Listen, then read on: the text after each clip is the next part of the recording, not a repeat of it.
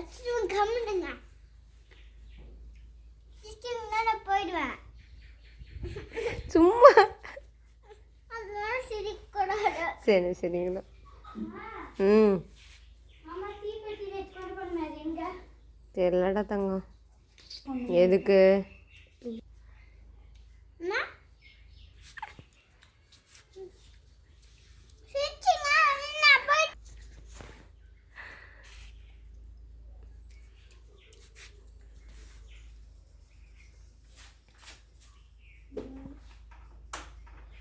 ஏய்